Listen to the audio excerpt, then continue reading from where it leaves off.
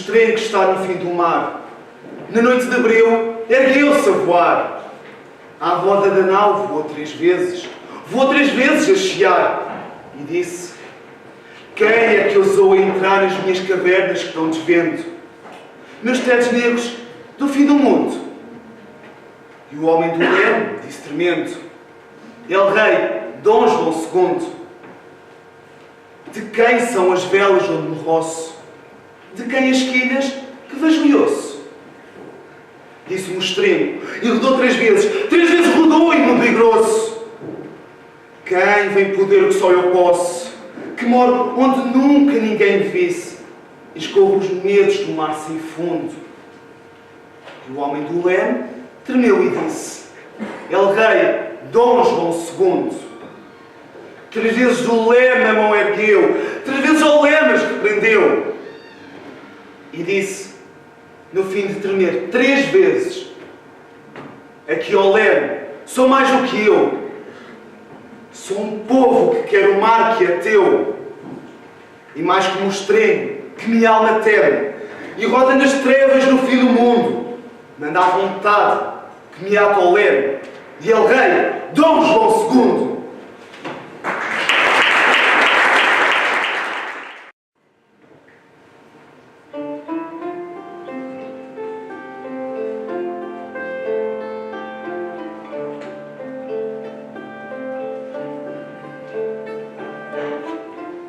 Releio passivamente,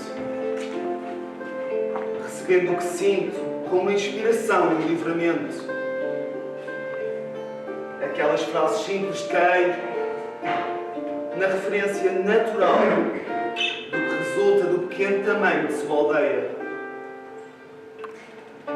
Dali, diz eu, porque é pequena, pode ver-se mais do mundo do que da cidade. E por isso, a aldeia é maior que a cidade. Porque eu sou do tamanho do que vejo e não do tamanho da minha altura. Frases como estas, que parecem crescer sem vontade que as houvesse dito, limpam de toda a metafísica que espontaneamente acrescento à vida. Depois de as ler, chego à minha janela sobre a rua estreita, olho o grande céu e os muitos astros, e sou livre, com o esplendor alado, cuja vibração me entranha o corpo todo. Sou do tamanho do que vejo. Cada vez que penso nesta frase, com toda a atenção dos meus nervos, ela me parece mais destinada a reconstruir consteladamente o universo. Sou do tamanho do que vejo. Que grande posse mental. Vai desde o poço das emoções profundas até às altas estrelas que se refletem nele. E assim, em certo modo, ali estão. E já agora, consciente de saber ver, olha a vasta metafísica objetiva dos céus, todos, com uma segurança que me dá vontade de morrer cantando. Sou do tamanho do que vejo. E o vago do ar, inteiramente meu, começa a estragar, de vago, o azul meio negro do horizonte. Tenho vontade de erguer os braços e gritar coisas de uma selvageria ignorável. Dizer palavras aos mistérios altos. De afirmar uma nova personalidade larga aos grandes passos da matéria vazia. Mas recolho-me e abrando. Sou do tamanho do que vejo. E a frase fica sendo uma alma inteira. Encospo a ela todas as emoções que sinto. E sobre mim, por dentro, como sobre a cidade por fora, cai a página decifrável do luar duro, que começa lá com o anoitecer.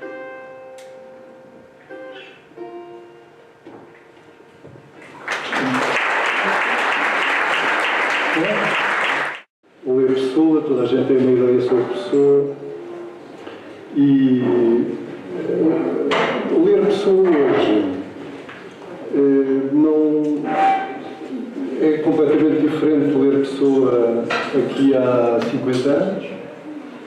O Pessoa que havia há 50 anos atrás era uma pessoa completamente diferente, porque o Pessoa tem um problema de edição e o Pessoa que estava editado na Ática, na editora Ática, até sensivelmente aos anos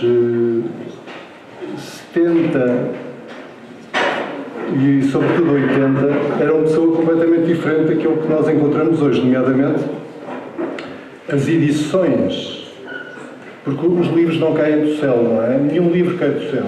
E os livros de Pessoa em particular, é preciso fazê-los, na verdade. Às vezes até um bocadinho excessivo, ou seja, o editor do Pessoa tem tanta importância que acaba por ter quase um lugar de coautoria, que eu não sei muito bem se muitas vezes justifica àquele ponto, mas o que é facto é que os livros não caem do céu e os do Pessoa, em particular, é necessário fazê-los, não é? Porque eles foram, como se sabe, o Pessoa deixou a sua obra manuscrita e, portanto, em esboço, não é? Ele não acabou os múltiplos projetos que teve, e tinha muitos, não é? Muitos projetos, porque tinha muitos interesses e em muitas direções diferentes. Bom, isto tudo para dizer então que até aos anos 70 havia uma edição que era a edição da Ática, que as pessoas liam, e hoje essa edição está completamente desacreditada, não é? E só uma pessoa muito pobrezinha que não consiga comprar novas edições é que ainda cita a edição da Ática. Porque, de facto, é uma edição que corresponde a um período em que a Pessoa era lido daquela maneira, mas houve, de facto, uma transformação e há um novo texto de Pessoa e há um novo Pessoa também a partir dos anos 80. A marca disso, creio eu, a marca simbólica e a marca também editorial e histórica, será talvez a edição do livro do Desassossego, não é? Em 1982, que marca de facto como que o recomeço do Pessoa. Não é? O Pessoa tem uma certa existência, digamos, tem uma certa personalidade, corresponde a uma certa figura até ao livro do Desassossego. A partir do livro do Desassossego ele transforma-se, por exemplo, deixa de ser apenas um poeta, não é? Passa a ser também um ficcionista, embora seja um ficcionista um bocadinho particular, mas não é menos um ficcionista. O João Jaime faz o favor de me mandar calar quando eu estiver a falar demais, porque isto nunca mais acaba, não é? A matéria é de facto de tal maneira labiríntica.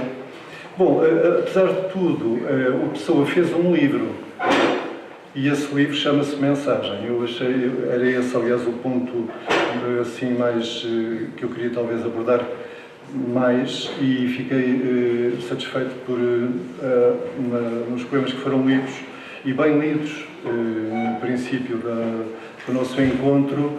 O primeiro deles foi o Mostrengo, e de facto isso mostra a importância da mensagem, que se tornou um livro muito lido nas escolas, e aqui eu suponho que é um dos livros lidos, mas que tem esse lado de facto muito curioso, porque foi o único livro que a Pessoa fez, não fez mais nenhum, fez apenas um.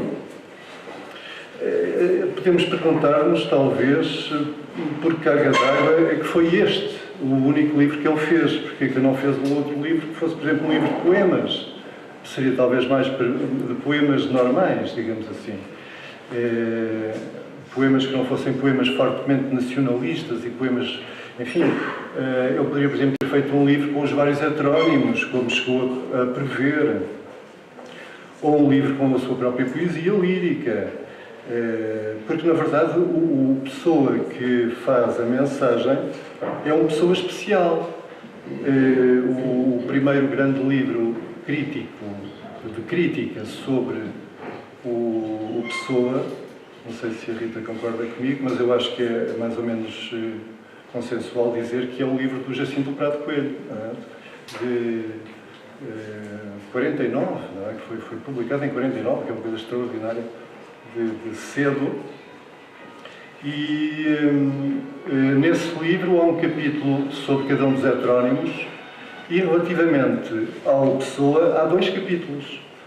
Um deles chamado Pessoa da Mensagem e depois o outro que se chama Pessoa Lírico, o Pessoa Ortónimo, não é? Portanto, o Pessoa da Mensagem é como se fosse um heterónimo, sem ter o nome, um heterónimo entre aspas.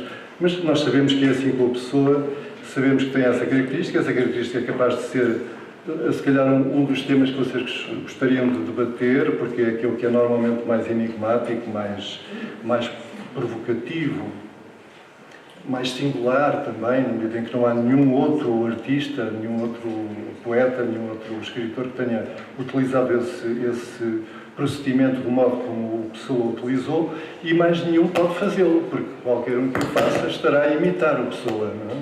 Será apenas um imitador, não é? É um processo de tal maneira forte, de tal maneira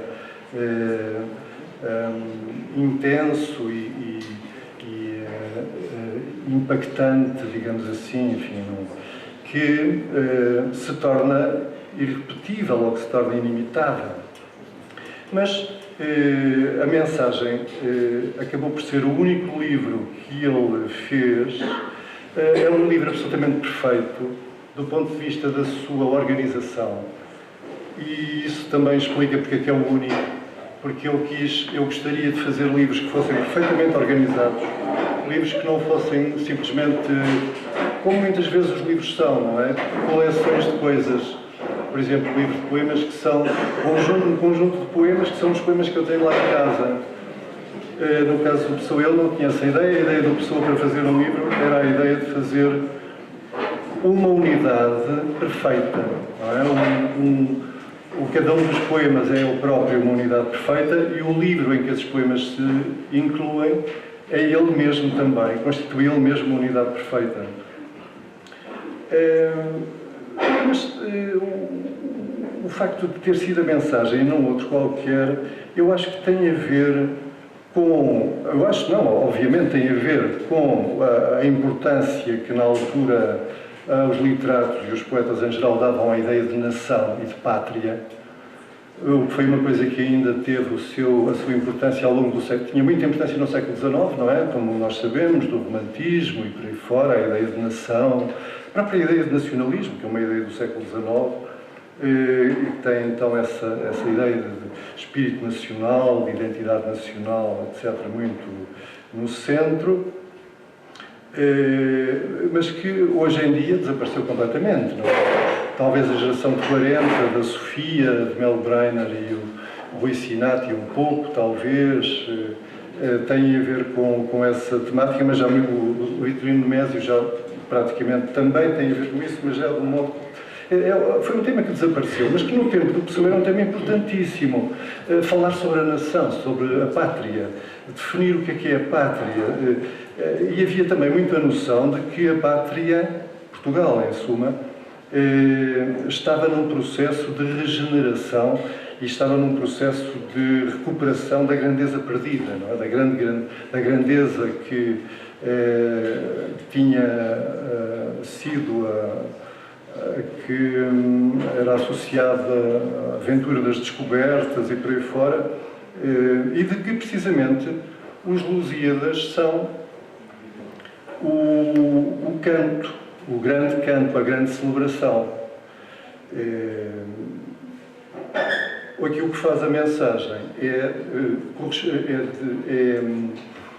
ser um pouco a projeção dos Lusíadas, e até poderia dizer a projeção invertida, neste sentido, em que os Lusíadas são a celebração de um tempo passado, de um tempo heroico passado, de uma grandeza passada, que ele está a narrar os Lusíadas, ao passo que a Mensagem também fala do passado, mas fala do passado e das grandes figuras do passado, e também fala no mar português, o Mostrengo e tudo mais, da aventura das descobertas, das chamadas descobertas. Não sei se a palavra continua a ser muito feliz, e se continua a ser muito de moda, ou se continua a ser muito correta, simplesmente. Enfim, mas é sobretudo um livro que fala do futuro e que está interessado em pensar o futuro e em projetar o futuro. Não é? É como se fossem dois livros que, ao mesmo tempo que são pares, de alguma maneira se completam. Se completam, obviamente, do ponto de vista do Pessoa. O trabalho do Pessoa é entendido pelo próprio como que um completamento do trabalho de Camões, o que não é pouco. Não é? O que não é pouco. O que não é pouco e o que demonstra uma enorme ambição por parte do Pessoa. A ambição é uma coisa muito bonita, quando implica um desafio, a resposta a um desafio. Não é? Eu ambiciono bater-me com Camões, bater no sentido de fazer o mesmo que ele fez, de ser tão grande como ele foi, de chegar à altura a que ele chegou. E este desafio a que a pessoa respondeu, e a que ele quis responder, mostra também, por outro lado, que ele tinha o Camões na conta de vida, não é? Fala-se muitas vezes, não sei se vocês já ouviram falar disso, mas fala-se muitas vezes de um certo descrédito que a pessoa tinha relativamente ao Camões. Ele não dava muita importância ao Camões, ele dizia que não dava. Dizia, por exemplo, que não gostava nada do Camões lírico. Dizia que o Camões lírico era todo mais ou menos copiado do Petrarca. Aliás, até nem deixa de ser verdade, mas é muito injusto, porque, na verdade, os clássicos era isso que faziam. Copiavam-se uns aos outros. O plágio é uma invenção muito moderna. E mesmo a imitação, a ideia de imitação, a ideia de originalidade, a ideia de singularidade, etc. Bom, não interessa para agora, mas... e fala-se também nessa obsessão que o Pessoa teria e que seria característica da obsessão que os artistas e, sobretudo, os poetas até têm relativamente aos seus precursores. É aquilo que se costuma chamar a ansiedade da influência. O poeta não quer que digam que ele é muito influenciado por fulano de tal e que é mesmo um seguidor de fulano de tal. Porquê? Porque essa ansiedade de influência implica a afirmação de uma singularidade pessoal, de uma novidade, de uma individualidade que não se confunde com nenhuma outra e que não é ofuscada, sobretudo isso, não é? Que não é ofuscada por nenhuma outra. E fala-se do Pessoa na relação com o Camões como tendo a ver com esta ansiedade da influência, e depois liga-se a isso a algumas observações que a Pessoa faz que não são assim lá muito encomiásticas relativamente ao Camões. O que é facto é que a mensagem é feita à imagem de Camões, tendo Camões diretamente em mente e em mira constantemente. Não deixa de ser verdade também que a Pessoa pensa a mensagem desde muito novo, desde os anos 10. Existe o projeto de um livro chamado Portugal, que seria mais tarde a mensagem, como sabem, e que, portanto, em 1910, 25 anos antes, 24 anos antes de ser publicado o livro, o primeiro momento em que a Pessoa aparece numa publicação com alguns leitores, enfim, da intelectualidade portuguesa da altura, da intelectualidade portuguesa sobretudo progressista da altura, republicana e progressista da altura, foram uns artigos que eu publicou em 1912, chamados A Nova Poesia Portuguesa. E nesses artigos sobre a Nova Poesia Portuguesa ele apresenta a ideia do aparecimento próximo de um supra-Camões. Ele diz que tudo se vai centrar, tudo se vai concentrar nesse momento culminante, que é o aparecimento de um supra-Camões. Ele não diz quem é que vai ser esse supra-Camões, apenas o anuncia, mas o meu ponto aqui é mostrar de que modo é que ele começa a aparecer publicamente numa conexão com o Camões, não com outro qualquer, mas com Camões, não podia deixar de ser. Não é? E no fundo aquilo que ele faz é continuar Camões. Aquilo que ele faz é o mesmo que fazia Camões, ou seja, celebrar a ideia de coletivo, da grande coletiva que chamamos Portugal, esse nós, que nos abrange a todos e que tem uma história e que tem uma natureza qualquer e que tem uma realidade qualquer, que noutros textos, enfim, e agora poderia começar a derivar noutros sentidos, e é tal momento em que nunca mais daqui sairíamos, mas eu calo já, noutros textos ele associa ao idioma, ou seja, aquilo que é o próprio da nação, aquilo que é o próprio do ser português, é a língua portuguesa. Aliás, nós ultimamente temos tido muito essa experiência, não é? Ao vermos televisão e as notícias, quando ouvimos os catalães falarem catalão, não é? De repente há uma nova língua que aparece com grande força no nosso ambiente audiovisual, no nosso ambiente, na nossa atmosfera política. E, portanto, a ideia de idioma, a ideia de palavra, de sintaxe, de linguagem, como tendo a ver com aquilo que é absolutamente singular naquilo que chamamos Portugal e aquilo que é, no fundo, o coração daquilo que chamamos Portugal. E não sei se isso é verdade, se não, mas para um poeta dizer isso é absolutamente coerente, não é? Porque é com o idioma que ele trabalha. Aniversário. No tempo em que festejavam o dia dos meus anos, eu era feliz e ninguém estava morto. Na casa antiga, até eu fazer anos, era uma tradição de há séculos e a alegria de todos, e a minha, estava certa com uma religião qualquer. No tempo em que festejavam o dia dos meus anos, eu tinha a grande saúde de não perceber coisa nenhuma, de ser inteligente para entre a família e de não ter as esperanças que os outros tinham por mim. Quando vim a ter esperanças, já não sabia ter esperanças. Quando vim a olhar para a vida, perdera o sentido da vida. Sim, o que fui de suposto a mim mesmo, o que fui de coração e parentesco, o que fui de serões de meia província, o que fui de amarem-me e eu ser menino, o que fui, ai meu Deus, o que só hoje sei que fui, a que distância? Nem o acho, o tempo em que festejavam o dia dos meus anos. O que eu sou hoje é como a umidade no corredor do fim da casa, pondo grelado nas paredes. O que eu sou hoje, e a casa dos que me amaram treme através das minhas lágrimas, o que eu sou hoje é terem vendido a casa, é terem morrido todos, é estar eu sobrevivente a mim mesmo como um fósforo frio. No tempo em que festejavam o dia dos meus anos, que meu amor, como uma pessoa, esse tempo, desejo físico da alma de se encontrar ali outra vez, por uma viagem metafísica e carnal, com uma dualidade de eu para mim. Comer o passado como pão de fome, sem tempo de manteiga nos dentes. Vejo tudo outra vez com uma nitidez que me cega para o que há aqui. A mesa posta com mais lugares, com melhores desenhos na louça, com mais copos. O aparador com muitas coisas, doces, frutas, o resto na sombra debaixo do alçado, as tias velhas, os primos diferentes, e tudo era por minha causa, no tempo em que festejavam o dia dos meus anos.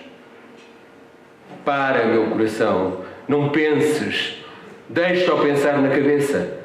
Oh, meu Deus, meu Deus, meu Deus, hoje já não faço anos, duro, somam-se-me dias, serei velho quando for, mais nada. Raiva de não ter trazido o passado roubado na algibeira, o tempo em que festejavam o dia dos meus anos.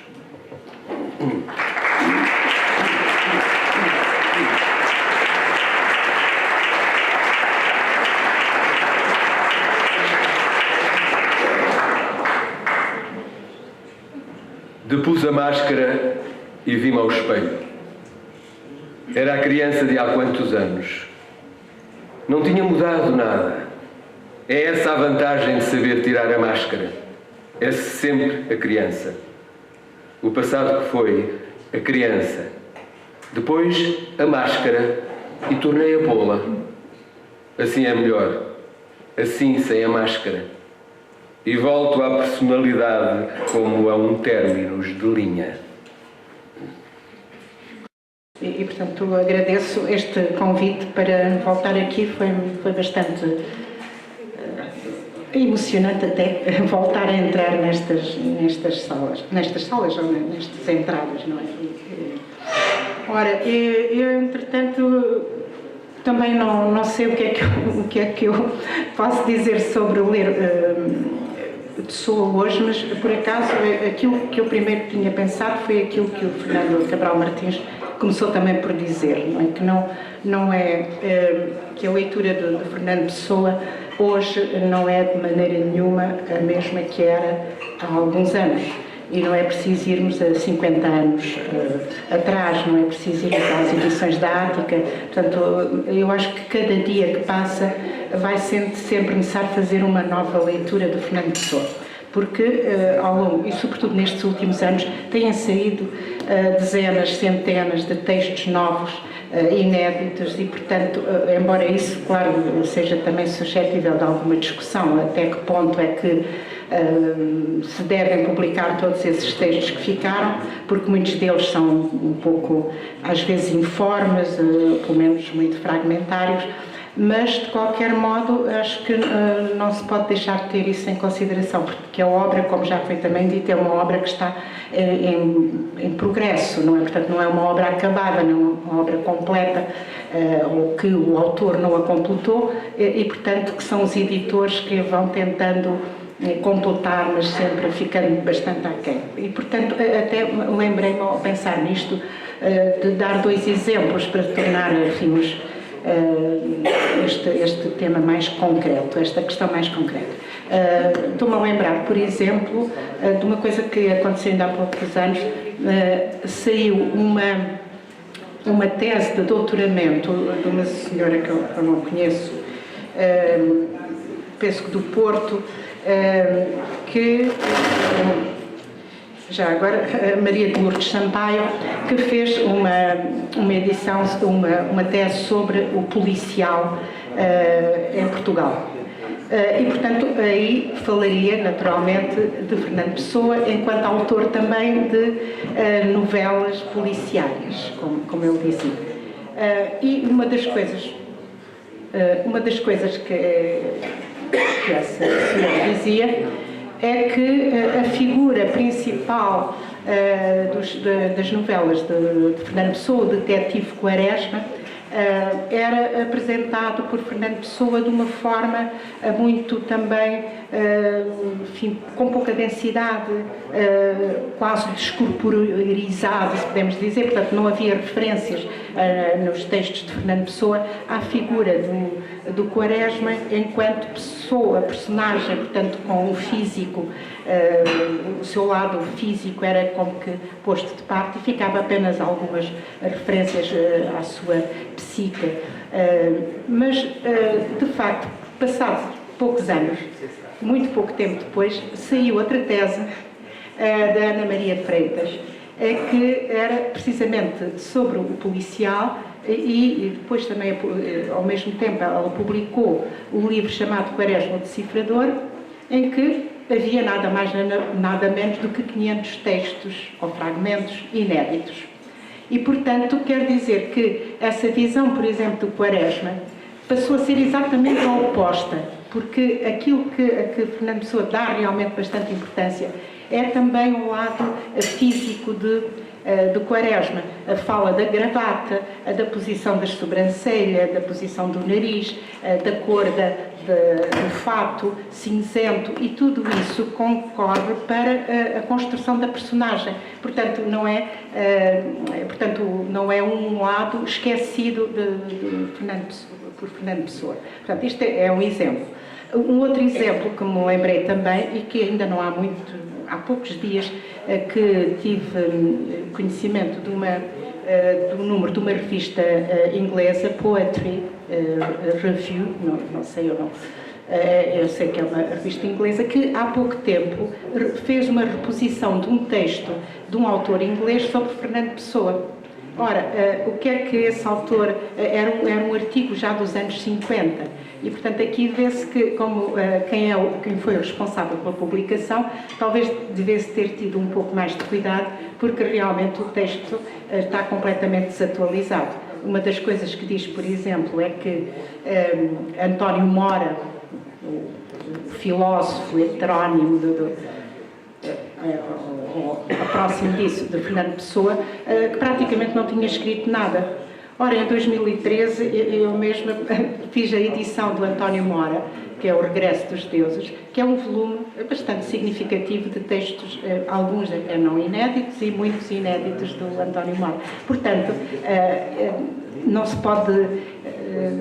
Enfim, não nos podemos fiar muito naquilo que já está dito e às vezes há muito pouco tempo.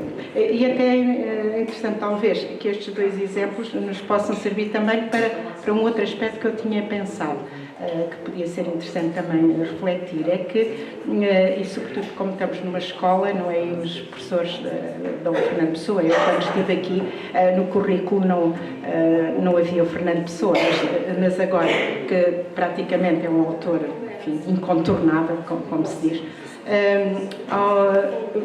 é interessante também ver como o Fernando Pessoa também, a obra não é apenas poesia, o Fernando também já disse isso, portanto é prosa.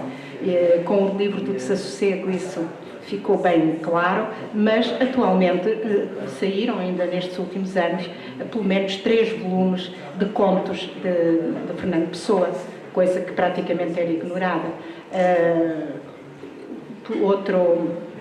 Outro caso são os textos ensaísticos de Fernando Pessoa, que são também bastante importantes. Um deles já foi aqui referido, que é, por exemplo, logo esses primeiros artigos da Águia, falando do tal Supra Camões e Supra Portugal por vir, mas de qualquer modo o número de páginas que Fernando Pessoa escreveu do ponto de vista ensaístico é incomensurável, portanto não podemos quase abarcar, porque ele se debruçou sobre todos os temas e mais algum que pudéssemos imaginar, desde a sociologia, a filosofia, até a matemática, até a ciência em geral, a religião, enfim, a astrologia, tantos temas, e portanto isso faz diálogo com a poesia, portanto não podemos, esse é um aspecto que eu acho que é interessante ter em conta hoje, é que não se pode ler a obra do Fernando Pessoa assim completamente esquartejada, portanto aqui é o Álvaro de Campos, ali é o Alberto Queiro, ali é e tudo como se fossem enfim, setores completamente diferentes uns dos outros, embora também não seja, eu não quero dizer com isto aquilo que também a propósito já do que o Fernando falou, a primeira grande obra sobre Fernando Pessoa, que é do Jacinto Prado Coelho, que se chama precisamente Diversidade e Unidade em Fernando Pessoa, partindo da tese de que nesta diversidade toda há uma unidade. Isso é discutível, portanto, pode-se discutir, mas eu não estou a dizer nesse sentido, mas não podemos deixar de ler a obra em rede, como agora se diz, não é? Nós, se fizermos essa construção desse tecido e, portanto, juntando os fios que vão, por exemplo, não só entre os heterónimos, como entre os heterónimos e o dito ortónimo, mas também entre os textos poéticos e os textos de prosa ou ensaísticos. Portanto, há uma circulação, de temas, de frases. Estou-me a lembrar de uma frase tão conhecida como a da mensagem sobre o Dom Sebastião, que diz: cadáver, que é sem loucura, que é o homem mais que a besta sadia. cadáver adiado que procria. Este verso está também num poema do Ricardo Reis. E este verso, esta frase, aparece em textos em prosa que eu já encontrei várias vezes. Portanto, quero dizer, aqui se calhar o Fernando Pessoa achou esta frase tão bonita, pensou, agora vou aproveitá-la em vários pontos. Mas isto, agora tirando este aspecto mais brincadeira, é claro que essa relação de uns textos com outros só se pode enfim, perceber e apreender se também conhecermos os textos, que às vezes é coisas que não acontecem, não? Porque as pessoas todas sabem de Fernando Pessoa, todas falam de Fernando Pessoa, mas eu pergunto-me quantas pessoas leem de facto os textos de Fernando Pessoa. E às vezes até, se calhar, os próprios especialistas, não é? Porque leem uma parte da obra, mas depois não têm em consideração a outra. E eu já vi, enfim, análises, interpretações brilhantes de alguns estudiosos de Pessoa, que são realmente brilhantes, sem ironia nenhuma, mas que ganhariam muito se essas mesmas pessoas conhecessem mais textos de Fernando Pessoa. Porque depois aquilo que dizem sobre um dos textos fazia também o tal diálogo com o outro e tornaria mais claro esse conjunto da obra. Portanto, há aqui esses aspectos que seriam interessantes pensar hoje, portanto, uma vez que estamos nesta era das redes, não é? E da internet e das nets, que também se lesse a obra neste sentido, porque ganharia outro sentido, no fundo, ou outros sentidos, melhor dizendo. Portanto, isto agora tem a ver também com um outro aspecto que eu achei engraçado, que toda a gente se calhar já reparou, é que na internet correm dezenas, centenas de frases atribuídas ao Fernando Pessoa. Já várias vezes recebi pessoas conhecidas que me diziam: ai, vi este poema do Fernando, achas que é do Fernando Pessoa? A pessoa lê e eu digo: não pode ser do Fernando Pessoa. Portanto, quem conhecer minimamente Fernando Pessoa nunca não se deixa enganar assim tão facilmente, mas haverá naturalmente muita gente que não tem esse conhecimento e que engole aquele texto como sendo de Fernando Pessoa, sobretudo frases que fazem assim um apelo, não sei como também dizer isto, mas o amor universal, a grande harmonia das pessoas, portanto, coisa de que o Fernando Pessoa, que tanto quanto eu saiba, raramente falou, ou raramente falava, nesses termos, não é? E, portanto, o que é engraçado é que uma coisa é que, segundo o sentido inicial da palavra heterónimo, no dicionário, o heterónimo é um nome, outro nome.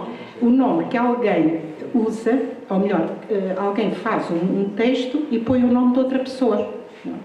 Portanto, agora, como se nós agora pudéssemos aqui, eu faço um poema e ponho, olha, é do Camões, Luís de Camões. É claro, toda a gente vê logo que não é do Luís de Camões, ou veria, mas de qualquer modo, esta obsessão que há em pôr o nome de Fernando Pessoa para tudo é interessante, não é? Eu acho que é um caso de estudo, não é? Porque esta insistência, provavelmente porque é a única maneira que as pessoas têm de ser lidas, e então vem de Fernando Pessoa, mas são exatamente, são heterónimos, no fundo. Aqui é que é o verdadeiro sentido da palavra heterónimo, antes dela ser usada pelo Fernando Pessoa. Portanto, é alguém que põe um nome que não é o dele, mas que até pode ser um nome conhecido. Não é? E, portanto, isto talvez seja bom, às vezes, para chamar a atenção, se calhar, também dos alunos, para ter um bocadinho de desconfiança, e não só dos alunos, mas das pessoas em geral, um pouco de desconfiança em relação a isso. Mas isto também significa a importância que o Fernando Pessoa foi ganhando ao longo destas décadas, digamos assim, e portanto, não, é claro que o Fernando Pessoa já há muito tempo que até aqueles que se lembram, antes dos euros, tínhamos uma moeda que se chamava escudos, não é? Se calhar já ninguém se lembra, mas havia uma nota de 100 escudos com a efígie do Fernando Pessoa. Portanto, efígie, isso já é há muito, já está muito. Mas, portanto, outro aspecto, assim, para terminar, é que, portanto, nisto que eu estou a dizer, é também um pouco, há aqui uma chamada, talvez, de atenção para ler, então, hoje Fernando Pessoa, mas tentando evitar este risco de banalização. Tudo é atribuível a Fernando Pessoa, etc., aquilo que eu estava a dizer, porque muitas vezes as pessoas estudam também as coisas, e eu vejo isso também em relação aos alunos, porque já tenho ido também a várias escolas secundárias apresentar Fernando Pessoa, e a reação dos alunos é de dois tipos.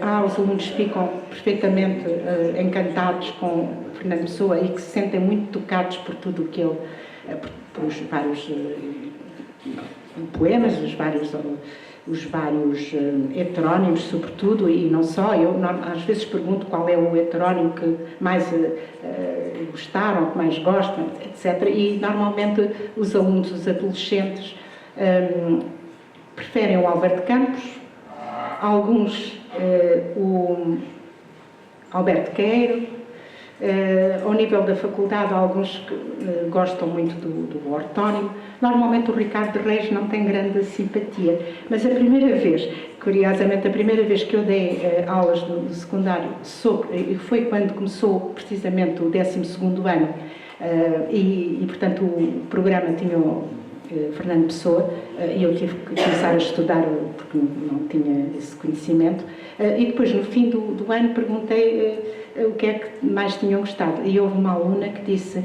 Ricardo Reis, e eu na altura não gostava, também achava que o Ricardo Reis se calhar não era tão interessante, mas percebi que como o Ricardo Reis, a poesia do Ricardo Reis pode falar tanto aos jovens até de hoje, embora isto já fosse há alguns anos, que é a tal ideia do carpe diem, do aproveitar o dia que passa, portanto, de não se agarrar demasiado à ideia do destino que há de trazer a morte, etc. Portanto, o que essa rapariga me respondeu foi muito elucidativo sobre a importância do Ricardo Reis. A partir daí eu passei a dar mais importância ao Ricardo Reis do que tinha dado. Portanto, ao nível dos alunos há este tipo de alunos que ficam muito encantados, e depois há outros que acham que é um maluco. O Fernando Pessoa é louco, é doido. Mas não dizem também com um sentido muito pejorativo. É também uma surpresa. Não é? A surpresa vem do facto de como é que aquele homem podia escrever com tantos eus diferentes, tantas máscaras, tantas formas completamente distintas umas das outras, e tudo isso é qualquer coisa que chama muito a atenção. Mas, por outro lado, para não se correr talvez esse risco, é porque, de uma maneira geral, as pessoas ficam-se muitas vezes pelo lado mais anedótico, gostam muito de saber a vida do Fernando Pessoa, as vidas das coisas, se era alcoólico, se era homossexual, se era isto, se era aquilo, portanto, e discutem muito nessa base. E, no entanto, muitas vezes nunca leram os textos. Não é? É como tantos outros autores, não é, que as pessoas normalmente não gostam, como o José Saramago não gosta. Mas a maior parte das pessoas também não lê porque não gosta, porque simplesmente já parte do princípio que não gosta, sem nunca ter lido. E acho que o Fernando Pessoa também muitas vezes está nesta situação. Portanto, e são estas questões mais, e estes mitos, depois também há muitos mitos em torno do Fernando Pessoa, não é? Um dos mitos, já agora, para terminar, um dos mitos que correu durante algum tempo é que quando o corpo do Fernando Pessoa foi trasladado dos prazeres para os Jerónimos, o corpo estava incorrupto, portanto, daí era quase um santo, o Santo Fernando Pessoa, não é? E, portanto, isso correu, não é? Mas não há assim tanto tempo como isso, ao falar com o sobrinho do Fernando Pessoa, o senhor, que era, se calhar também para estar aqui hoje, o Luís Rosa Dias, ele disse, mas sabe, é que eu assisti à trasladação, porque era membro da família, ainda por cima sou médico, portanto tinha todo o sentido. Claro, a urna do Fernando Pessoa não foi aberta, nem podia ser, dadas as circunstâncias técnicas do assunto. Portanto, mas alguém disse ao seu lado, assim, querem ver que ele está incorrupto. E houve alguém que ouviu, um jornalista, segundo Costa, e o jornalista foi dar a notícia de que o corpo estava incorrupto. Portanto, estas coisas agradam às pessoas, estes pormenores, mórbidos ou não, mas dos amores, ou dos não amores, não é? Agora, ainda há pouco tempo, apareceu uma nova paixão do Fernando Pessoa, não é? Por acaso, essa nova paixão, eu já tinha dado por ela há uns 14 anos, só que agora é que apareceu, porque aparece no jornal e diz a nova paixão do Fernando Pessoa, que não é nenhuma paixão, se calhar é apenas uma pessoa com que ele escreveu 2 ou 3 cartas, não é? Uma senhora inglesa, Madge Anderson, que era, por acaso, irmã da cunhada do irmão do Fernando Pessoa. Portanto, e tudo isto é que, no fundo, parece que está para preencher um vazio, que é o vazio do conhecimento do autor, do verdadeiro conhecimento da obra e também da ausência de uma leitura que tem que ser bastante atenta e tem que ser, portanto, feita numa espécie de convívio quase diário com o poeta. E, portanto, é isso a que eu convido as pessoas. Convidem o Fernando Pessoa para vir aqui na próxima tertúlia e ficaremos. No meio-dia de fim de primavera tive um sonho como uma fotografia. Vi Jesus Cristo descer à terra, veio pela encosta de um monte, tornado outra vez menino, a correr e a rolar-se pela erva, e a arrancar flores para as deitar fora, e a rir de modo a ouvir-se de longe. Tinha fugido do céu, era nosso demais para fingir de segunda pessoa da Trindade. No céu era tudo falso, tudo em desacordo, com flores e árvores e pedras. No céu tinha que estar sempre sério e de vez em quando se tornar outra vez homem. E subir para a cruz e estar sempre a morrer, com uma coroa toda à roda de espinhos e os pés espetados por um prego com cabeça, e até com um trapo à roda da cintura, como os pretos nas ilustrações. Nem sequer o deixavam ter pai e mãe, como as outras crianças.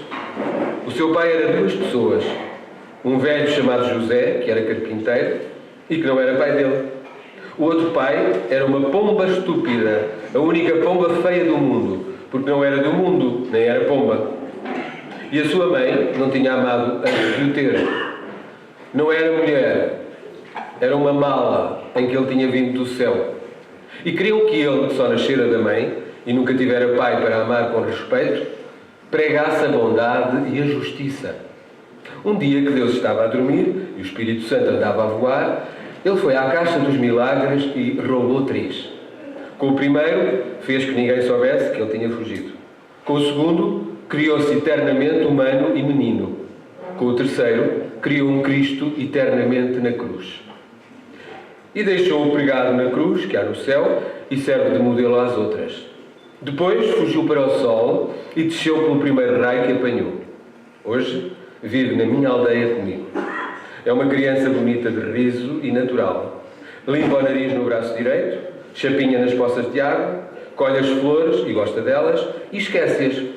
Atira pedras nos burros, rouba as frutas dos pomares e foge a chorar e a gritar dos cães.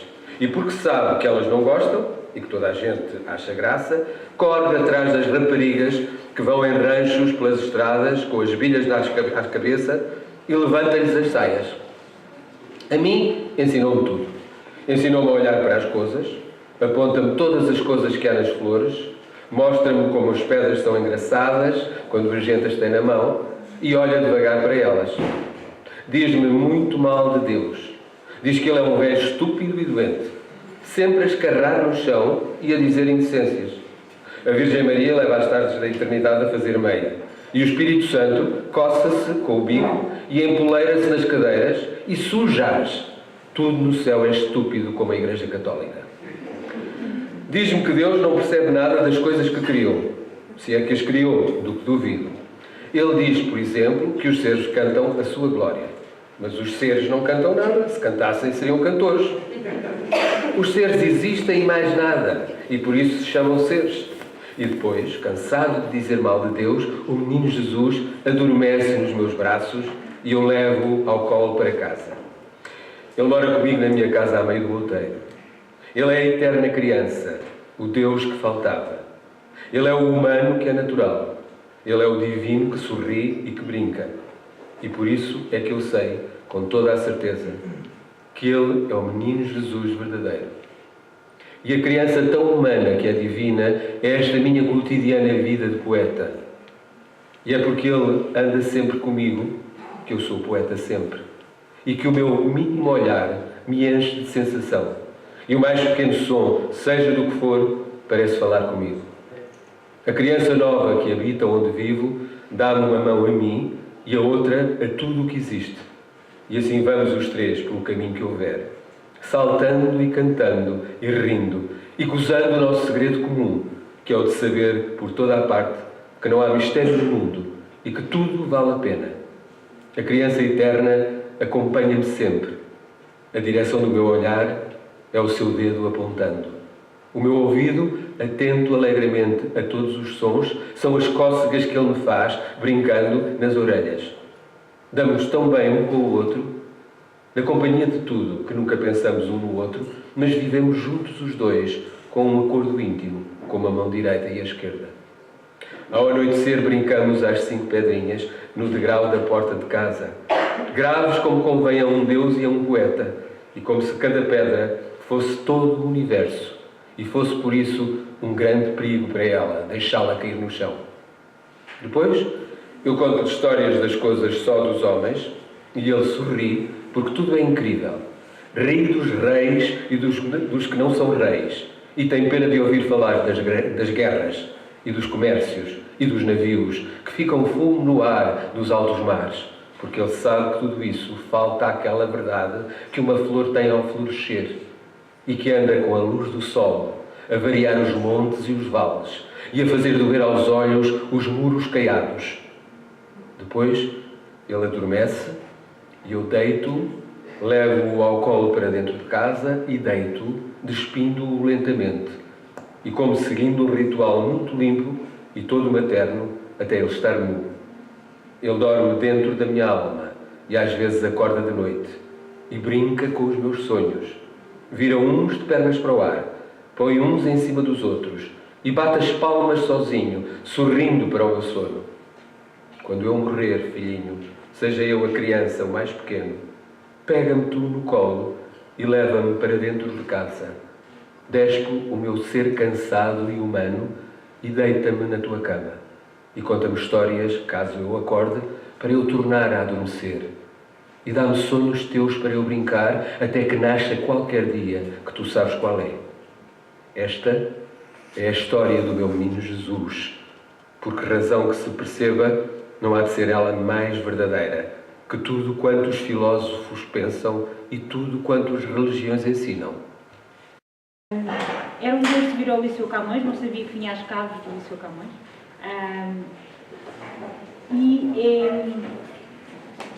Tem sido uma experiência muito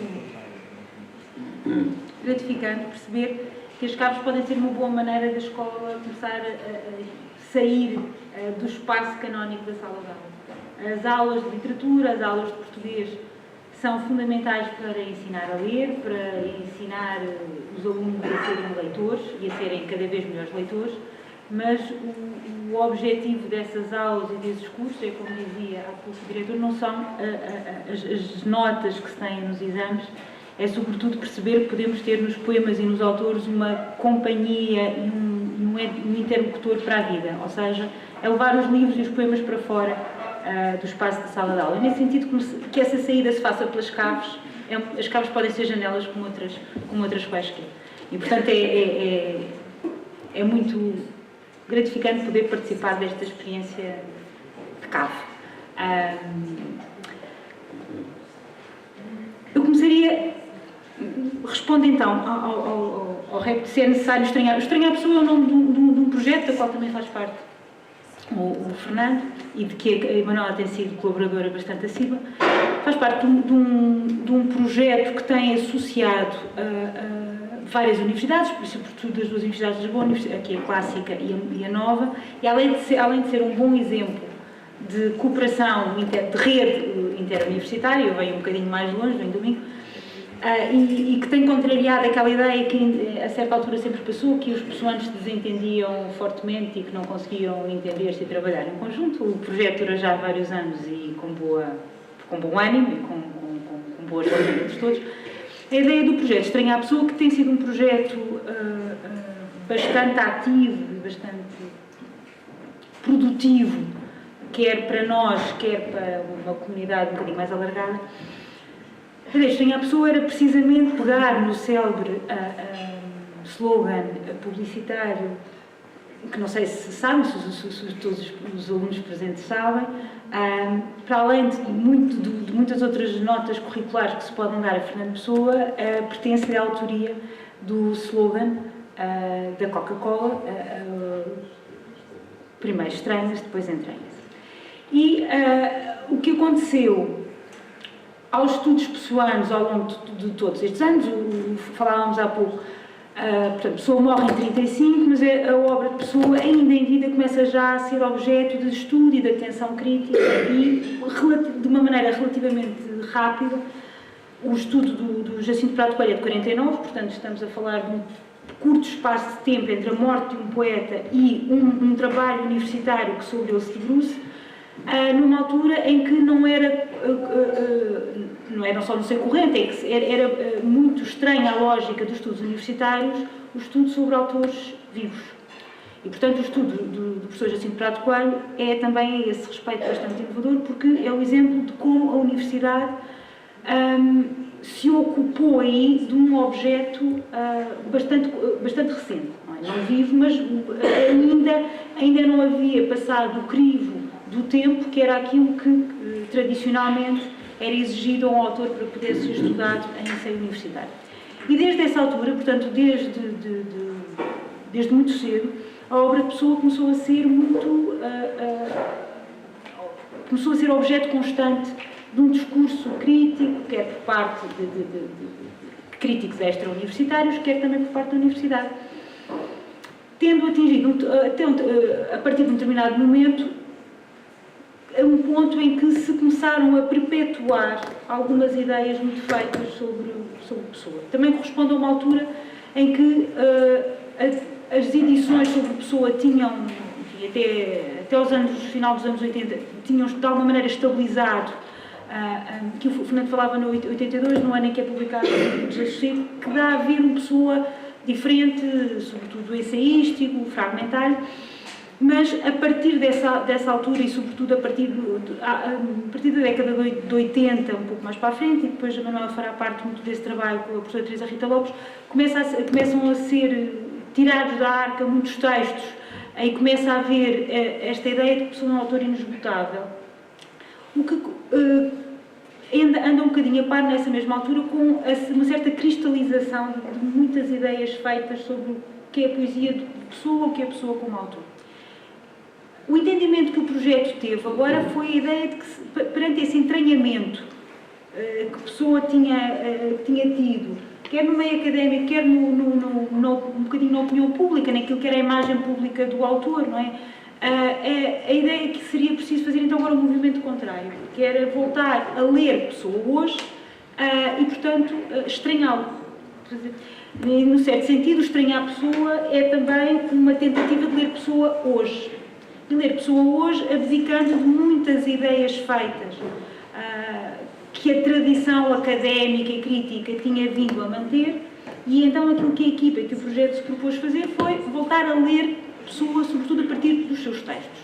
Textos que, como disseram aqui os meus antecessores, de facto, hoje o corpus textual a que nós damos o nome de Pessoa é diferente daquilo que existia até uns anos atrás. Há, de facto, esse abrir da famosa arca ao longo da década de 80 e posteriormente.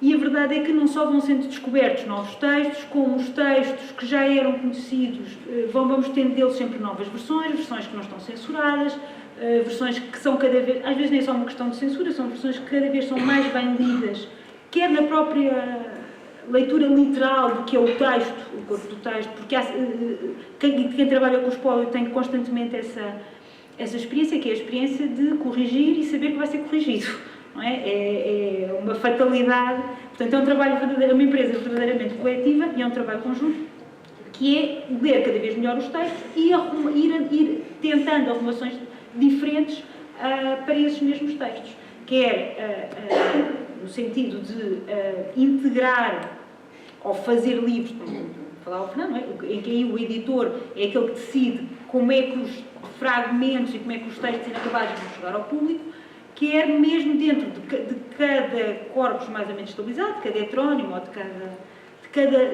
cada um dos muitos projetos de livros, saber que forma dar e como organizar e saber o que excluir e o que incluir.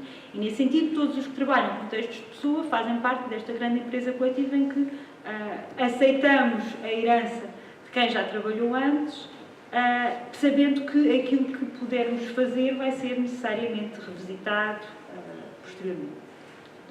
E, portanto, o Estranho à Pessoa é ler Pessoa hoje, é tentar ler Pessoa hoje. Por um lado, lendo textos em versões mais próximas daquilo que é o legado de Pessoa, tal como os textos, tal como ele nos deixou. Muitas vezes os leitores de Pessoa não têm de facto noção de que aquilo que estão a ler não são livros, nem muitas vezes textos, ordenações de textos de Pessoa, são dos editores.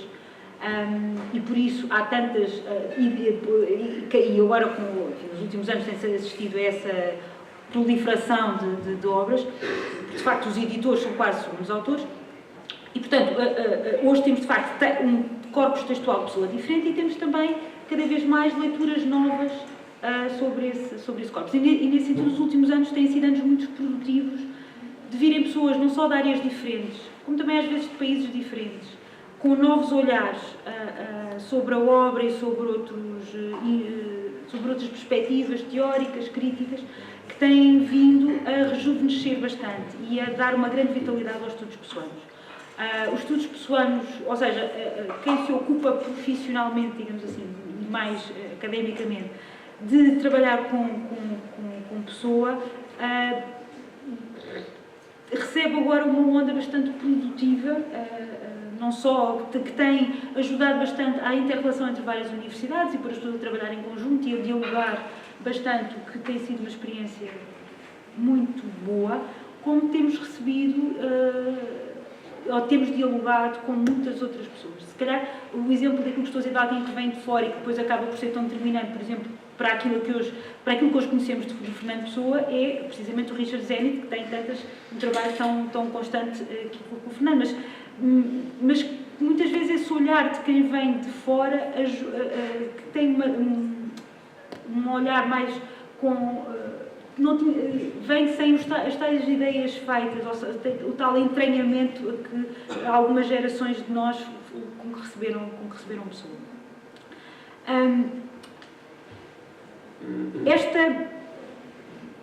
Respondendo ainda ao rap de ler Pessoa hoje, há hoje novas, este novo olhar, estes novos olhares que se têm vindo a lançar sobre a obra e sobretudo de se pensar como é que a obra chega da dita arca até aos leitores, tem desafiado quem se tem ocupado, investigadores, professores, académicos.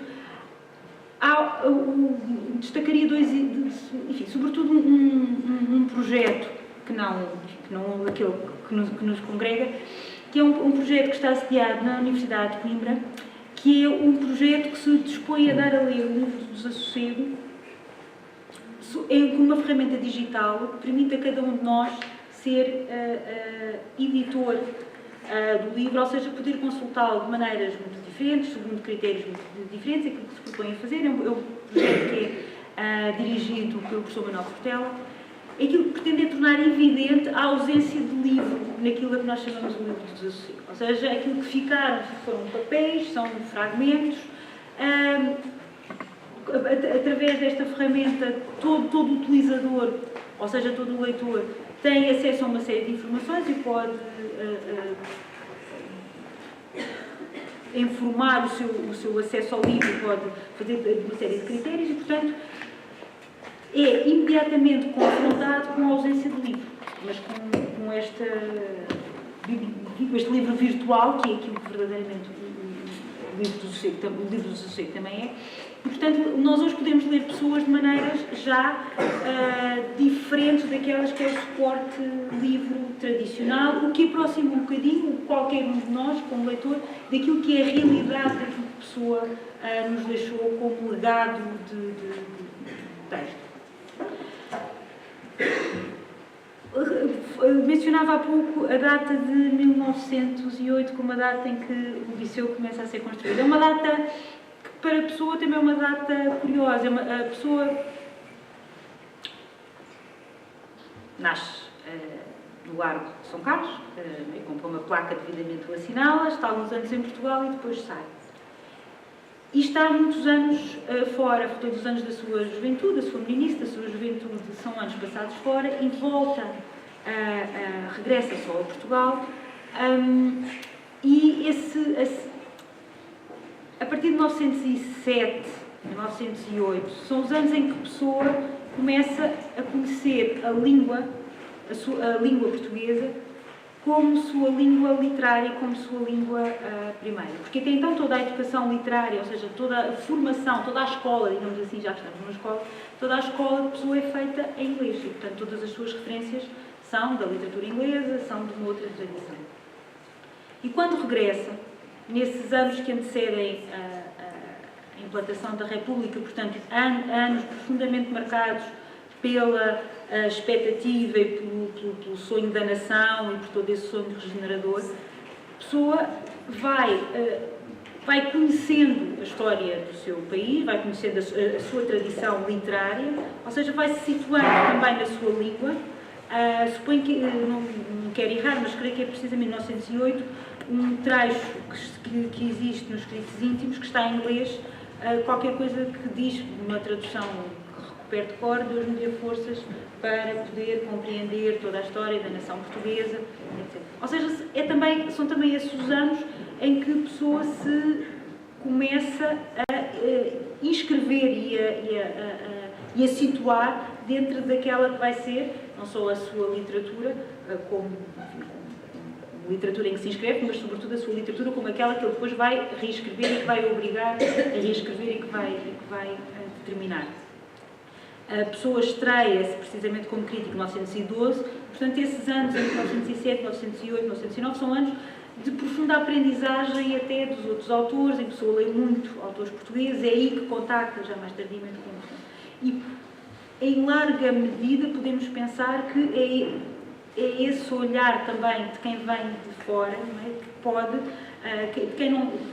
de quem estranha as coisas antes de as entranhar, que permite depois a reinvenção da língua, do próprio modo de conceber a literatura e tudo aquilo que vai ser e a grande lição da poesia de Pessoa.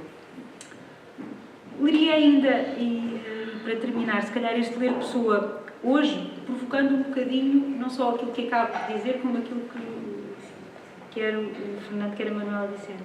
Em certa medida, ler Pessoa hoje é igual como experiência a ler pessoas há 50 anos atrás, como podemos pensar que será daqui a 50 anos. Ou seja, aquilo que os grandes autores nos fazem é colocar-nos perante questões que são de sempre e cujas respostas que esses mesmos poemas e esses mesmos autores encerram são tão ricas e são tão amplas que as sentimos como se fossem dirigidas à nossa vida. Ou seja, nós hoje lemos e acabamos de ler, de ouvir estes Campos, quer este excerto do Guardador de Rebanhos de Alberto Queiro, e os autores clássicos têm esse dom de cada um de nós pensar que aquilo foi escrito para nós e para hoje. E, portanto, resistem aos vários hoje que se vão sucedendo, ao hoje de há 50 anos atrás, ao hoje de agora e ao hoje daqui a 50 anos. É de facto verdade que hoje sabemos mais sobre a pessoa. Sabemos mais no que diz respeito à materialidade dos textos, sabemos mais porque se vão ensaiando cada vez sempre mais leituras e são sempre as leituras, sejam elas as académicas, sejam aquelas que são produzidas na escola, são sempre instrumentos que nos ajudam a ler melhor, mas tudo isso funciona e serve e está ao serviço daquilo que é a nossa leitura do texto, o nosso encontro com o texto. E nesse sentido, ler pessoa hoje é tão bom como há 50 anos, e estamos em crer que daqui a 50 anos é bom. Para ser grande, se inteiro. Nada te o exagera ou exclui. Sê todo em cada coisa. Põe quanto és no mínimo que fazes. Assim, em cada lago a lua toda brilha, porque alta vive. Na véspera de não partir nunca, ao menos não há que arrumar malas, nem que fazer planos em papel, com acompanhamento involuntário de esquecimentos, para o partir ainda livre do dia seguinte. Não há de fazer nada na véspera de não partir nunca. Grande sossego, já não haver sequer do que ter sossego. Grande tranquilidade, a que nem sabe encolher ombros, por isto tudo, ter pensado tudo, é o ter chegado deliberadamente a nada. Grande alegria de não ter precisão de ser alegre, como uma oportunidade virada do avesso. Há quantas vezes vivo a vida vegetativa do pensamento? Todos os dias, sine linea, sossego. Sim, sossego. Grande tranquilidade. Que repouso, depois de tantas viagens físicas e psíquicas. Que prazer olhar para as malas fitando como para nada. Dormita, alma. Dormita. Aproveita. Dormita. Dormita. É pouco o tempo que tens. Dormita. É a véspera de não partir nunca. Vem sentar-te comigo, Lídia, à beira do rio. Sossegadamente fitemos o seu curso e aprendamos que a vida passa e não estamos de mãos enlaçadas. Enlacemos as mãos. Depois pensemos, crianças adultas, que a vida passa e não fica, nada deixa e nunca regressa. Vai para um mar muito longe, para o pé do fado, mais longe que os deuses. Desenlacemos as mãos, porque não vale a pena cansarmos. Quer gozemos, quer não gozemos, passamos como o rio. Mais vale saber passar silenciosamente e sem desassossegos grandes. Sem amores, nem ódios, nem paixões que levantam a voz, nem invejas que dão movimento demais aos olhos, nem cuidados, porque se os tivesse o rio sempre correria e sempre iria ter ao mar. Amemo-nos tranquilamente, pensando que podíamos, se quiséssemos, trocar beijos e abraços e carícias, mas que mais vale estarmos sentados ao pé um do outro, ouvindo correr o rio e vendo-o. Colhamos flores, pega-te nelas e deixa-as no colo, e que o seu perfume suavize o momento. Este momento em que sossegadamente não queremos em nada, pagãos inocentes da decadência. Ao menos, se for sombra antes, lembrar-te-ás de mim depois, sem que a minha lembrança te arda, ou te fira, ou te mova, porque nunca enlaçamos as mãos, nem nos beijamos, nem fomos mais do que crianças. E se antes do que eu levares o óbolo ao barqueiro sombrio, eu nada terei que sofrer ao lembrar-me de ti. Ser-me-ás suave à memória, lembrando-te assim à beira do rio, pagã triste e com flores no regaço.